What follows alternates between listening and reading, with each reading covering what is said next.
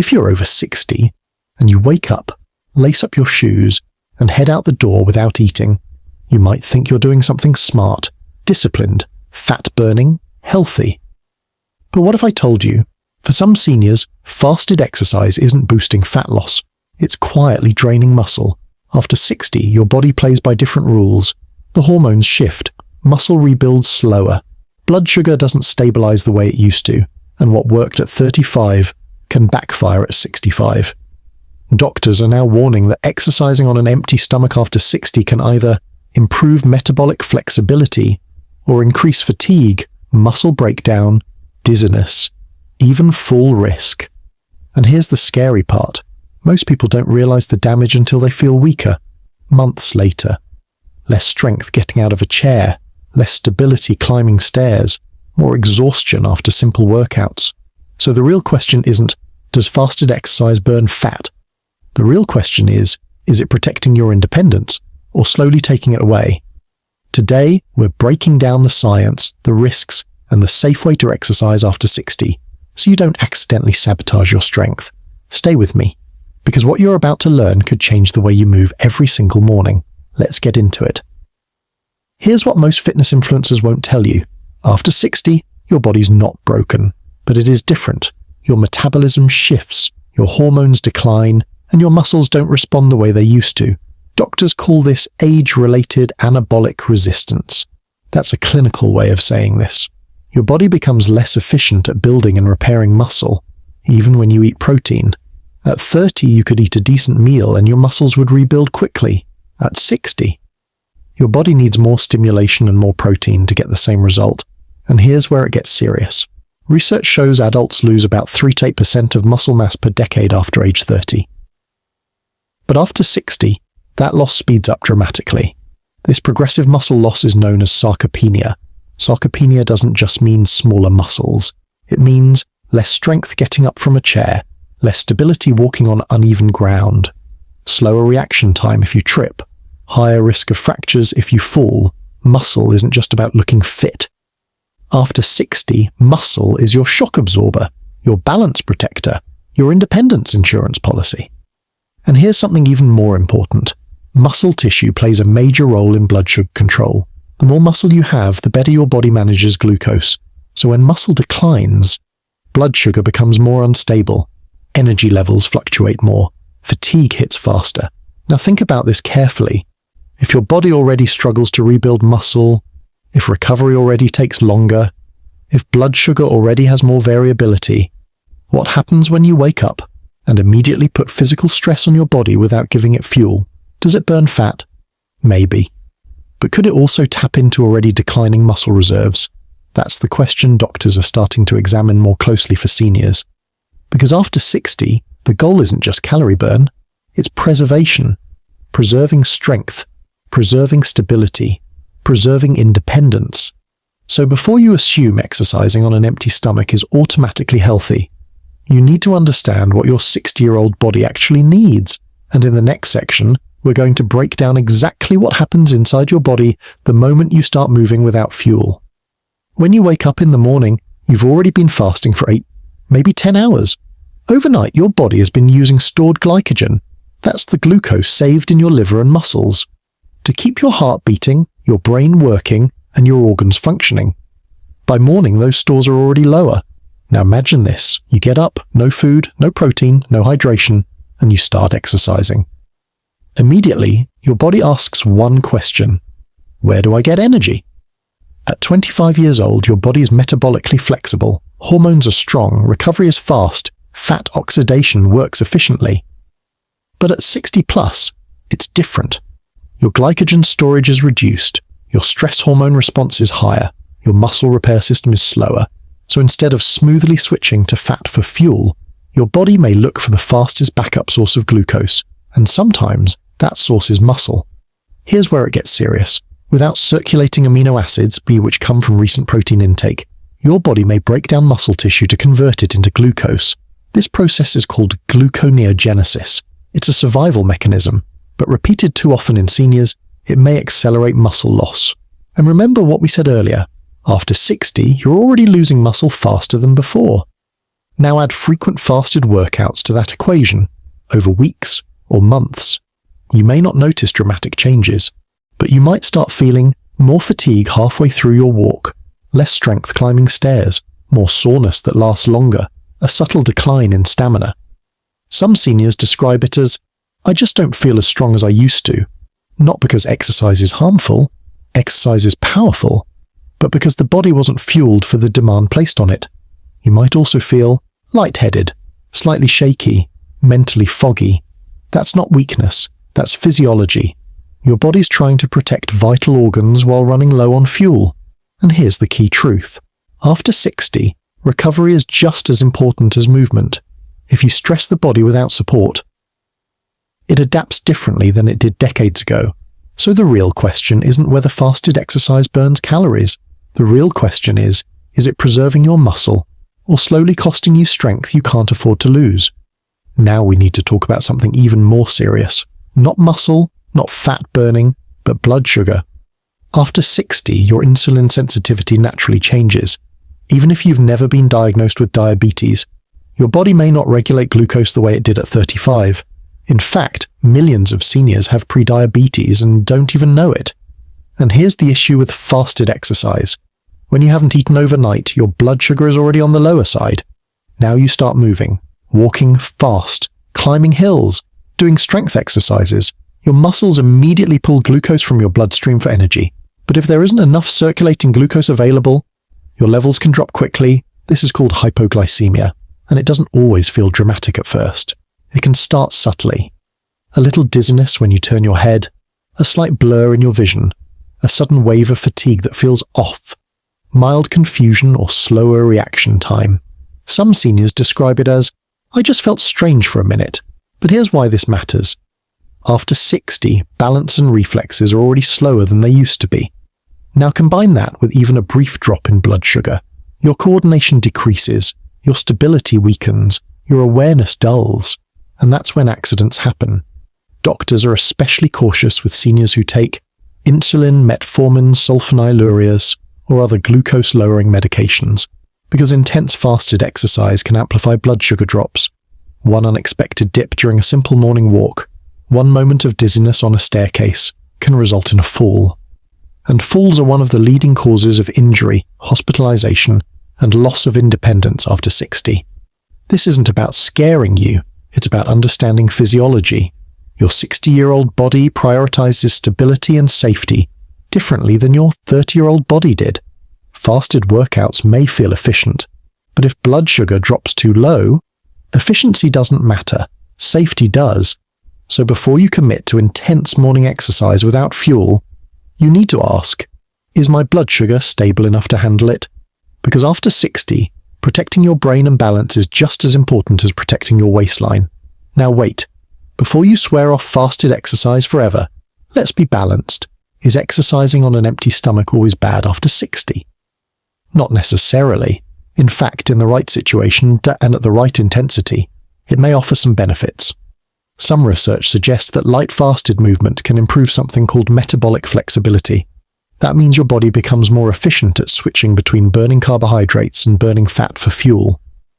For healthy seniors with stable blood sugar, no dizziness, and no diabetes medication, a short low-intensity walk before breakfast may help, improve insulin sensitivity, encourage mild fat utilization, support heart health, enhance morning energy regulation. But here's the critical word, light. We're not talking about high-intensity intervals, not heavyweight lifting, not pushing until you're breathless. We're talking about a calm 15 to 20-minute walk, comfortable pace, able to hold a conversation, no strain. Because intensity changes everything. There is a massive difference between a gentle stroll around the block and a 45-minute power walk with hills and speed bursts. At 30 years old, your body could absorb that stress easily. At 60, stress without fuel may shift the body into preservation mode instead of performance mode. And remember this, after 60, your goal is not aggressive calorie burning, it's strategic energy management. Recovery becomes more valuable than exhaustion. Muscle preservation becomes more important than sweat volume. Consistency becomes more powerful than intensity. If you finish a fasted walk feeling, Clear-headed, stable, comfortable, and energized. That's a positive sign, but if you finish feeling drained, shaky, overly fatigued, or sore for days, that's your body telling you something. After 60, the smartest fitness strategy isn't about doing more. It's about doing what your body can recover from. So yes, there can be benefits, but only when the movement matches your physiology. Because at this stage of life, longevity beats intensity, and sustainability beats extremes. So what's the smarter approach? If you enjoy morning workouts, if that's your routine, if that's when you feel most motivated, you don't have to give it up. You just have to protect your muscle first. And this is where many doctors and geriatric specialists agree on one simple strategy. Don't train completely empty. Have something small before you move. Not a heavy breakfast, not pancakes and toast, not a full plate, just a small protein signal. Because after 60, protein isn't just nutrition, it's preservation. Even 10 to 15 grams of protein before exercise can change how your body responds to stress. That could be a boiled egg, a small protein shake, half a cup of Greek yogurt, a handful of nuts. Simple, light, strategic. Here's why it matters. When you consume protein, it breaks down into amino acids. Those amino acids enter your bloodstream, and they send a powerful message to your body. Muscle is available, protect it. Without those circulating amino acids, your body may dip into muscle stores during exercise to create glucose. But with protein present, the body is more likely to preserve muscle tissue and use other fuel sources instead. That small pre-workout protein intake acts like insurance. Insurance against unnecessary muscle breakdown. Insurance against accelerated sarcopenia. Insurance against long-term weakness. And here's something most people overlook. After 60, your body requires more protein per meal to stimulate muscle protein synthesis effectively. You need a stronger signal than you did at 30, so even a small protein boost before movement helps prime your muscles. Many seniors notice the difference. Better endurance, less post-workout fatigue, less soreness the next day, more stable energy. And the goal isn't bodybuilding, it's functional strength. Getting up from the floor, carrying groceries, climbing stairs confidently. Because after 60, strength equals independence, and independence equals freedom. So if you love your morning workouts, don't stop them. Just fuel them wisely. That small step, one egg, one shake, one yogurt, may be the difference between preserving strength and slowly losing it without realizing it. There's another risk almost no one talks about. Not protein, not blood sugar, hydration. After 60, your body's thirst mechanism weakens. You don't feel thirsty as quickly, even when you're already mildly dehydrated, and overnight, your body naturally loses fluids through breathing and urination. So when you wake up in the morning, you're often starting the day slightly dehydrated without realizing it. Now imagine this. You roll out of bed, no water, no food, and you immediately begin exercising. Your heart rate rises, blood vessels expand, circulation shifts.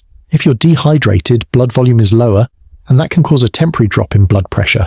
This is called orthostatic hypertension. It may feel like a sudden head rush when you stand up, mild dizziness, blurred vision, unsteadiness for a few seconds. For younger adults, that moment passes quickly. But after 60, balance recovery is slower, and even a few seconds of dizziness can increase fall risk. Doctors often recommend something very simple. Check mark. Drink a full glass of water when you wake up. Wait 10 to 15 minutes. Then begin light movement. That small hydration window allows your blood volume to stabilize. It supports circulation. It supports heart function. It supports safe movement. And here's the key takeaway. After 60, preparation matters as much as performance. Hydration isn't optional, it's protective. Before you think about burning calories, think about stabilizing your system, because protecting your heart and balance is always the first priority. So let's make this practical. If you genuinely love moving in the morning, if that quiet, early routine gives you clarity, you don't need to stop. You just need to choose the right kind of movement. Because after 60, the goal isn't intensity, it's intelligent consistency. Safer fasted options include gentle stretching to increase circulation, yoga focused on mobility and breathing, Tai Chi for balance and coordination, slow, relaxed walking at a conversational pace. These types of movements stimulate blood flow without placing extreme metabolic demand on your system. They wake the body up gradually. They improve joint lubrication, they activate stabilizing muscles, they enhance balance awareness, and most importantly, they don't force your body into emergency fuel mode. Now let's talk about what to avoid while fully fasted. High-intensity interval training, heavy weightlifting sessions, long, exhausting cardio workouts. Why? Because these forms of exercise rapidly increase cortisol, your stress hormone. They dramatically raise heart rate. They demand quick glucose availability, and without fuel, your body may compensate in ways that compromise muscle or blood sugar stability. After 60, recovery capacity is different. You don't bounce back from high stress the way you once did. And here's something powerful to remember. Exercise is not a test of toughness. It's a tool for longevity. Your focus now should be longevity, mobility, strength preservation, balance confidence, not punishment workouts, not no pain, no gain. That mindset belongs to younger physiology. At this stage of life, the smartest strategy is sustainable strength. If your morning movement leaves you feeling loose, clear-minded, steady, energized, you chose correctly. If it leaves you drained, shaky, or overly fatigued, that's feedback. Your body after 60 rewards wisdom, not ego. Move in a way that supports the life you want to live 10 years from now. Because the best workout isn't the hardest one. It's the one your body can safely repeat for decades. So what really happens after 60 if you exercise fasted? Here's the honest answer. It depends. It depends on your blood sugar stability. It depends on your current muscle mass. It depends on whether you take medications. It depends on your hydration level. And it depends heavily on workout intensity. There is no one-size-fits-all rule. For some healthy, well-hydrated seniors with stable glucose levels, a light, short-fasted walk may be perfectly fine. It may even support mild fat metabolism and morning energy regulation.